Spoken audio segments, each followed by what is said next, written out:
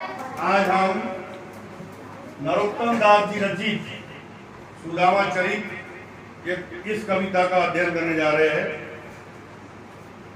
ये कविता दोस्ती की एक मिसाल जो आज भी दी जाती है कृष्ण जी और सुदामा के नाम से। वैसे दोस्ती आपने दो लोगों में कई बार सुनी होगी। कर्ण और दुर्योधन की भी मित्रता थी, द्रुपद और द्रोणाचार्य की भी मित्रता थी, लेकिन एक जगह स्वार्थ था, वो थी द्रुपद और द्रोणाचार्य की मित्रता, जिसमें द्रुपद बाल्यकाल में हंसी ठठेली में अपने मित्र से कहता है कि वो जब राजा बन जाएगा तो अपना आधा राज्य तुम्हें पुरस्कार स्वरूप देगा। और दूसरी मित्रता कर्ण और दुर्योधन की, जिसमें कर्ण जो है ये उपकृत होता है दुर्योधन के द्वारा, तो वो उस उपकार का बदला लेना चाहता है अपने मित्र को। एक जगह उपकृत, एक जगह स्वार्थ। यहां पर जो मित्रता की बात हुई है, यहाँ पर एकदम निस्वार्थ मित्रता सुदामा और भगवान श्री कृष्ण के बीच। यहाँ पर सुदामा जो सांदीपनी ऋषि के आश्रम में कृष्ण जी के साथ पढ़ाई करते हैं गुरुकुल में, वहां पर दोनों की घनिष्ठ मित्रता होती है। मित्रता देखिए कैसी, एक तीनों लोगों का स्वामी दीनदयाल और एक गरीब ब्राह्मण। अब जैसे इनकी शिक्षा दीक्षा का कार्य पूरा होता है, ये अपने घर जाते हैं। वहां पर सुदामा बड़े ही बदहाली का जीवन जीता है और कृष्ण जो है वो राजा बनते हैं। हर बार वो अपने पत्नी से, अपने मित्र कृष्ण की तारीफ करता रहता है और उसकी पत्नी बार बार ये सुन करके परेशान सी हो जाती है कि घर में इतनी बदहाली है, गरीबी है, और वहां पर ये बारंबार जो है अपने मित्र की बढ़ाई करते रहता है। एक दिन वो गुस्से में आकर के बोलती है कि जाओ, अगर आपका मित्र इतना ही अच्छा है, दीनदयाल है, गरीबों की रक्षा करने वाला है, गरीबों का ध्यान रखने वाला है, तो उससे कुछ मांग ले आओ। क्योंकि सुदामा की पत्नी के पास एक ही साड़ी होती है, वो आधी जो है पहनती है काट करके और आधी अपने और अपने बच्चों के ऊपर वो बिछाती है। दूसरी दिन वो आधा कटा हुआ भाग पहनती है और इसको धो करके सूखने डालती है। ऐसी कंडीशन, खाने के लिए घर में अन्न का एक दाना भी नहीं और बच्चे भूखे, पहनने के लिए पूरे वस्त्र नहीं। ऐसी स्थिति में जब अपनी पत्नी उलाहना मारती है सुदामा को, तो सुदामा जाता है अपने मित्र से सहायता मांगने के लिए, लेकिन उसे मित्रता निभाने के पूरे संस्कार पता है कि जब भी किसी को मिलने जाते हैं तो साथ में कुछ न कुछ भेंट वस्तु ले जाया जाता है। यहाँ पर भेंट के रूप में अब मैं अपने मित्र के लिए क्या लेके जाऊं? पूरा घर खोजते हैं, पूरे घर में जांच पड़ताल करते हैं। केवल एक मुट्ठी भर चावल मिलता है, वो भी मोटा चावल जिसे कोदो सवा कहा जाता है। वो मुट्ठी भर चावल ही ले लेते हैं और उसको अपने फटे हुए दुपट्टे में बांध लेते हैं और वो दुपट्टा गले में लगा लेते हैं और अपने मित्र के यहाँ चले जाते हैं। द्वारिका में द्वारिकाधीश द्वारका नगरी में बैठे हुए हैं और ये वहां जाने के बाद भी इतनी हिम्मत नहीं जुटा पा रहे कि अंदर जाए। दोनों जो दरबार होते हैं सामने, सुरक्षा रक्षक होते हैं, वो खड़े हैं और ये निरंतर वहां पर खड़े होकर के ठठेहाल वस्त्रों में उस सुंदर भूमि को, जिसको अभिरामा कहा गया है, यहाँ पर निरंतर निहारते रहते हैं। आंखों से आंखें मिलाने की उनकी हिम्मत नहीं है। फिर जब वो सुरक्षा रक्षक उसको हकालता है वहां से, कौन हो तुम, यहाँ क्या कर रहे हो, जाओ यहाँ से। तब सुदामा जी उनसे कहते हैं कि मैं कान्हा से, कन्हैया से भगवान कृष्ण से मिलने आया हूँ, मैं उनका मित्र हूँ। इस पर वो सुरक्षा रक्षक जो दरबार है वो चिढ़ जाता है और चिढ़ के उसको फिर बोलता है भागो यहाँ से। लेकिन दूसरा दरबान जो होता है, दूसरा सुरक्षा रक्षक जो होता है सिपाही, वो थोड़ा समझदार होता है और वो बोलता है कि अगर ये बात सच निकली और ये उसका मित्र निकला, हमारे महाराज का मित्र निकला, तो लेने के देने पड़ जाएंगे। इसलिए तुम संदेश पहुंचाने का कार्य करो और संदेश वहां पर पहुंचाने के बाद में वहां से श्री कृष्ण जी क्या बोलते हैं उसके अनुसार हम कार्य करेंगे। तो वहां पर जो संदेश वाहक है, जो दरबान है, जो संदेश देता है, उसे इस कविता के माध्यम से यहाँ पर नरोत्तम दास जी ने यहाँ पर पिरोया है, उसको मैं आपके सामने गाकर सुना रहा हूँ। शीश पगाना जगतन में प्रभु, जाने को अही बसे के ही ग्रामा। धोती फटी सी लटी दुपटी और पायऊ पानहु को नहीं सामा। धोती फटी सी लटी दुपटी और पायऊ पानहु को नहीं सामा। द्वार खड़ो द्विज दुर्बल एक, द्वार खड़ो द्विज दुर्बल एक, रहो चकुसो वसुधा अभिरामा। पूछत दीन दयाल को धाम, बतावत आपनो नाम सुदामा। बतावत आपनो नाम सुदामा। यहाँ पर जिस प्रकार से वर्णन कर रहा है द्वारपाल जाकर के, वो बोल रहा है कि सर पर पगड़ी नहीं है, शरीर में कोई कुर्ता या कोई वस्त्र नहीं है पहना हुआ। मैं ये भी नहीं जानता हूं कि वो किस गांव का रहने वाला है। उसकी धोती फटी हुई है, उसके पैरों में पहनने के लिए चप्पल या जूता भी नहीं है। दरवाजे पर एक द्विज अर्थात ब्राह्मण खड़ा है। अब यहाँ पर द्विज क्यों कहा गया है ब्राह्मण को? तो द्विज अर्थात 2 बार जन्मा हुआ। अब 2 बार जन्म कैसा? तो एक बार माता की कोख से जन्म होता है ब्राह्मण का, और दूसरी बात जब उसका पाणी ग्रहण संस्कार होता है। पाणी ग्रहण संस्कार मतलब उसको जनेऊ पहनाया जाता है और उसे एक बंधन में बांध दिया जाता है कि आज के बाद तुम्हारे हाथ से कोई पाप कर्म नहीं होगा और तुम पूजा अर्चना में लीन रहोगे, इस जनेऊ की शुद्धता का ध्यान रखोगे। ये बंधन उसको लगा दिया जाता है। ऐसे द्विज पक्षी के बच्चे को भी कहते हैं। एक बार वो अंडे के रूप में जन्म लेता है और दूसरी बार उस अंडे को फोड़कर जो पंछी बाहर निकलता है, इसलिए उसका भी 2 बार जन्म माना गया है। इसे उससे भी द्विज कहते हैं। तो ये कह रहा है कि द्वार खड़ो द्विज दुर्बल एक दुर्बल सा द्विज दरवाजे पर खड़ा है। रयो चकिसो वसुधा अभिरामा। हमारी सुंदर सी भूमि, अभिरामा मतलब हमारी सुंदर सी भूमि को वो निरंतर देख रहा है, एकटक देख रहा है। पूछत दीन दयाल को धाम। दीन दयाल का धाम मतलब आप ही के धाम के बारे में पूछ रहा है। बतावत अपनो नाम सुदामा। बतावत अपनो नाम सुदामा। अपना नाम सुदामा बता रहा है।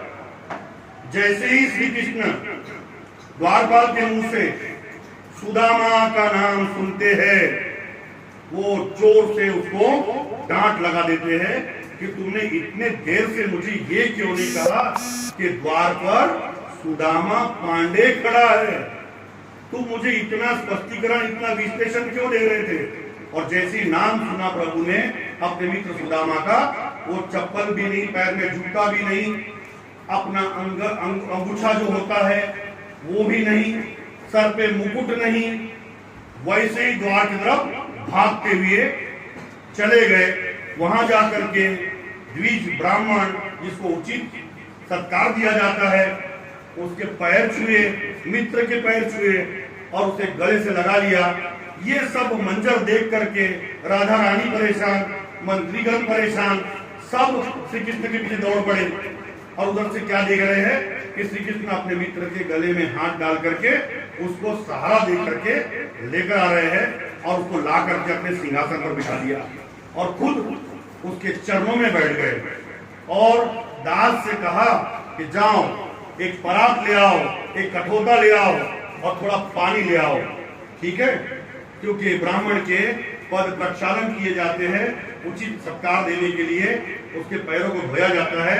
ये भी भगवान श्री कृष्ण जानते थे, मानव रूप में जन्म लिया था तो क्या, लेकिन वे कब क्या करना है, किसे क्या सत्कार देना है ये जानते थे। और वहां पर उसके पैरों को धोने के लिए परात मंगा दी, परात में उनके दोनों पैर रखे और जैसे ही उन पैरों की तरफ भगवान श्री कृष्ण का ध्यान जाता है तो भगवान श्री कृष्ण उसे देख करके फूट फूट करके रो पड़ते हैं, क्योंकि उनकी एड़िया फटी हुई है, पांव की एड़िया, बीवाई, मराठी में बीवाई बोलते हैं, बीवाई लाग ले लिया है, बीवाई लगी है, उससे एड़िया फट गई है, उसमें से रक्त का स्त्राव हो रहा है, पैरों में कांटे भी चुभे हुए हैं, उसमें से भी रक्त का स्त्राव हो रहा है। ये देख करके भगवान श्री कृष्ण कहते हैं, ऐसे बेहाल बीवाई न सो, पग कंटक जाल लगे तूनी जोए, हाय महादुख पायो सखा तुम, आए इते न कीते दीन कोय, हाय महादुख पायो सखा तुम, आए इते न कीते दीन कोय।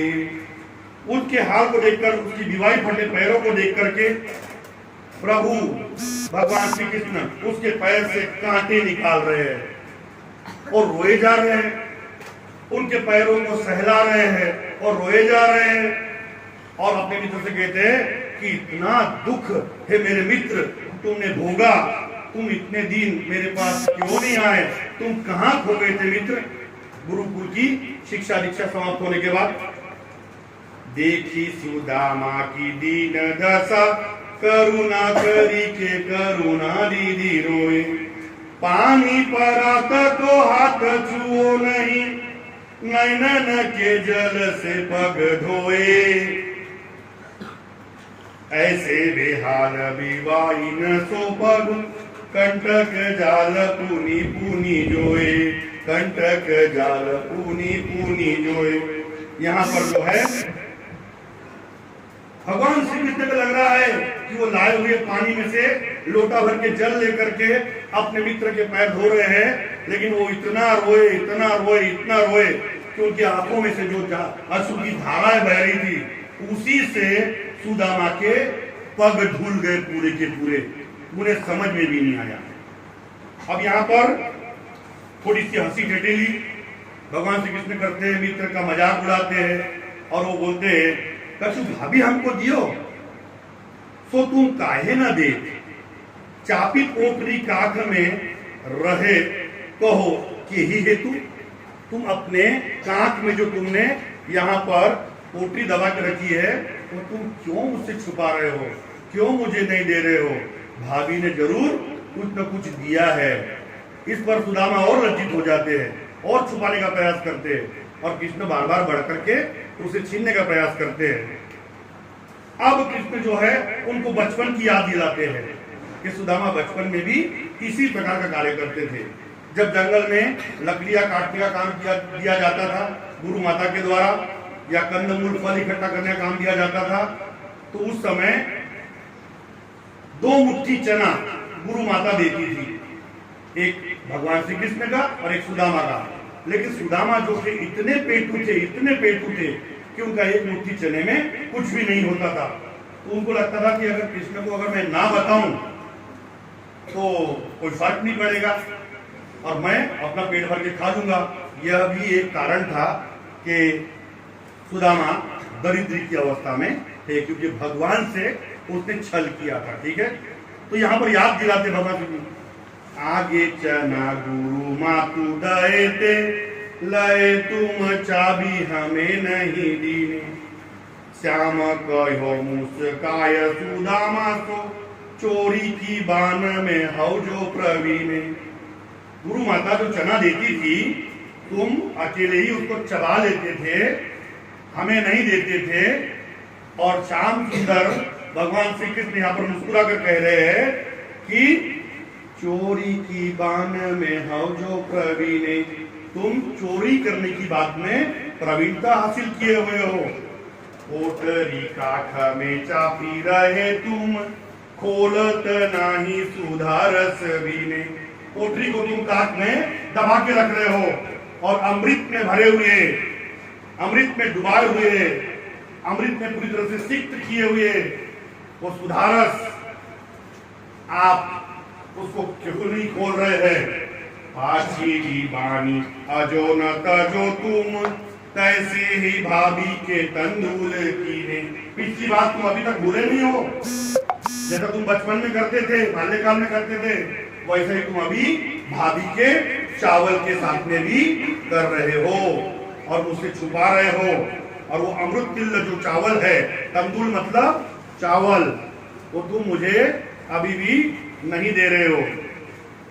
अब यहाँ पर क्या हो रहा है कि सारी चीजें हो गई, मित्रता, मित्र से मित्र मिल लिया, उसके बाद में दोनों आपस में गले मिले, उसके बाद में श्री कृष्ण ने उसके पैर पखारे, पैर पखारना भी बोलते हैं और पैरों को प्रक्षालन भी बोलते हैं, तो पैर पखारे और उसके बाद में आदर से अपने सिंहासन पर बिठा दिया। और उसके बाद में जो है सारा चीज होने के बाद में औपचारिकता पूरी हो गई और भगवान श्री कृष्ण ने बोला कि अब जाओ, आए थे मिलने, मिल लिए, अब जाओ।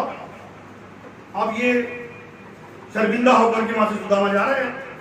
अब जा रहे हैं तो जाते जाते रास्ते में सोच रहे हैं, महल से बाहर निकलते निकलते कि मेरे समझ में ही नहीं आया, वह पुलक के नी, वह पुलकनी, वह उठी मिलनी, वह आदर की बात, वह पठवानी गोपाल की, कछु न जानी जा। मतलब वो आया, मेरे को देख करके इतना एकदम खुश हो गए भगवान श्री कृष्ण। उसके बाद में आदर सत्कार किया मेरा और इस प्रकार से मुझे भेज रहे हैं, मैं समझ ही नहीं पा रहा हूं कि ये क्या माजरा है।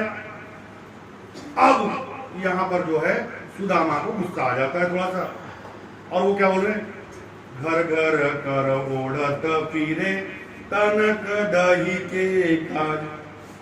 जो हर घर में किवाड़ खोल खोल करके थोड़े से दही के लिए लोगों के घरों में घुस जाता था। कहाँ भयो जो अब भयो हरि को राज समाज, हऊ आवत नहीं हूं तो वाही पठायो ठेली, अब कही है समुझाय के बहुधन धरो सकेली। जो व्यक्ति थोड़े थोड़े दही के लिए, थोड़े थोड़े माखन के लिए लोगों के किवाड़ खोल खोल के अंदर में घुस जाता था और वहां चोरी करता था, वो मुझे क्या देगा? वो तो खुद ही भिखारी है, वो मुझे क्या देगा? वो तो चोरा चुरा चुरा के खाता था। और क्या काम का ऐसा राज समाज? अगर मैं नहीं आता तो भी ठीक होता।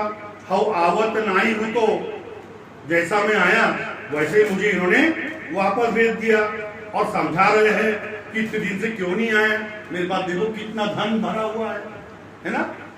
अब कहियो समझाए के बहुधन धरो सकेली। आज भी मेरे पास बहुत सारा धन है, ये मुझे समझा के बोल रहे हैं। वैसो ही राज समाज बने। अब ये जा रहे रास्ते से सोच रहे हैं, मन में इनके श्री कृष्ण के प्रति गुस्सा है और निकल रहे ध्यान ही नहीं धर रहे हैं कि कितना चल लिए है। और चलते चलते जा रहे हैं, हर जगह उनको क्या दिख रहा है? महल, हाथी, घोड़े, रथ, डबल मंजिला, 3 मंजिला, 4 मंजिला और सारा सोने का। रास्ता तो पहचान का लग रहा है, पेड़ भी पहचान का है, वहां से घुमावदार जो रास्ता है वो भी पहचान का है। लेकिन उनके मन में संभ्रम उत्पन्न हो गया कि मैं घूम फिर के वापस द्वारका तो नहीं आ जा रहा हूं, घूम फिर के मैं वापस द्वारिका तो नहीं आ रहा हूं। तो यहां बोल रहे हैं, वैसो ही राज समाज बने, गजबाजी घने मन सभ्रम छायो, मन सभ्रम छायो। गज बाजी, बाजी मतलब घोड़ा, गज मतलब हाथी, है ना, वही दिख रहे हैं।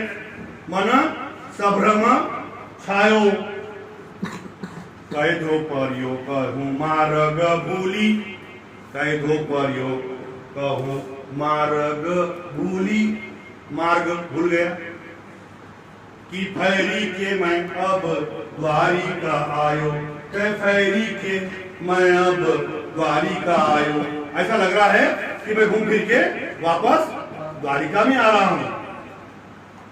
भवन बिलोकी वे को मान लोचत, वो भवन देख देख करके मेरी आंखें चकाचौंध हो रही है। भवन बिलोकी वे को मान लोचत, सोचत ही सब गांव मझायो। सोचते सोचते सुदामा के पूरे गांव को बदल दिया।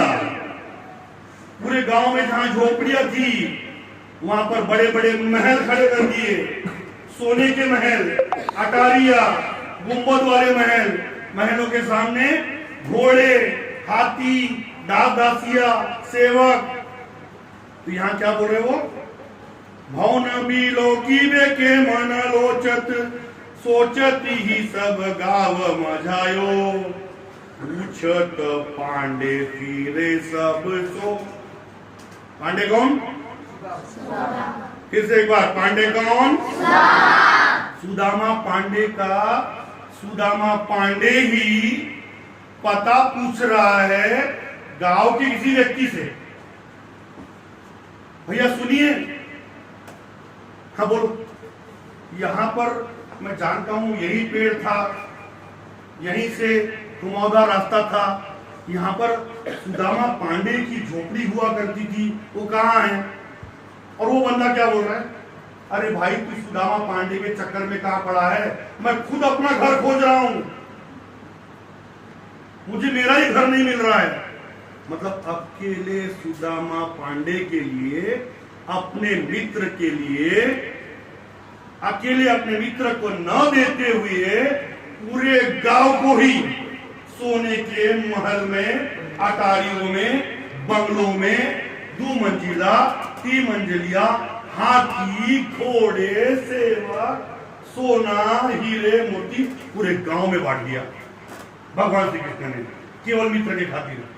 लेकिन मित्र को जब आया तो उसके हाथ में कुछ नहीं दिया, देता तो उसे बुरा लगता मित्र को। भगवान श्री कृष्ण सब सोचते हैं, तो पूरे गांव को ले दिया। अब वो बंदा जिससे पूछा गया कि सुदामा पांडे यहाँ रहते थे, वो कहाँ है, उनकी झोपड़ी कहाँ है, तो बोले मैं खुद ही अपना मकान ढूंढ रहा हूँ, मुझे मेरा ही मकान नहीं मिल रहा है। पूछत पांडे फिरे सब सो पर, झोपड़ी को कहीं खोज न पायो। पूछत पांडे फिरे सब सो पर, झोपड़ी को कहीं खोज न पायो। अब देखिए यहाँ पर ये अपने गरीबी के दिन भी याद कर रहा है कि वो टूटी झोपड़ी कहाँ गई।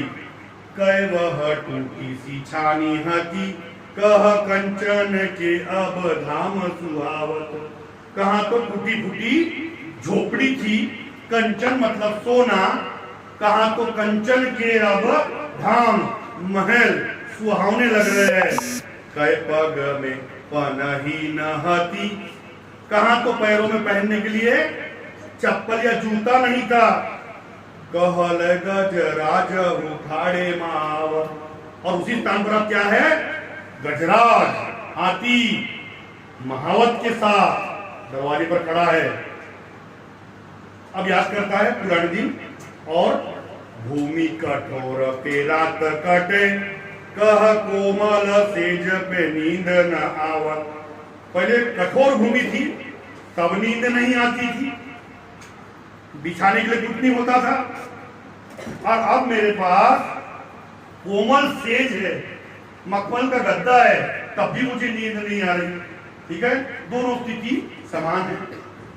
कई जरूरत तो नहीं कोदो सवा, कोदो सवा मतलब मोटा अनाज, मोटा चावल जो अभी जानवरों को खिलाया जाता है ना, इंसान नहीं खाते उसको अब। ठीक है, वो उस जमाने में सुदामा पांडे खाते थे, जो बचा कुचा लोगों के यहाँ है। वो बोले कि कहाँ तो मेरे पास केवल कोदो सवा हुआ करता था। कह जूर तो नहीं कोदो सवा, प्रभु के परताप छे दाख न भावत। दाख मतलब द्राक्ष, दाख मतलब द्राक्ष, अंगूर। भगवान का प्रताप ऐसा हो गया मेरे ऊपर कि अब मुझे द्राक्ष भी नहीं भा रहे।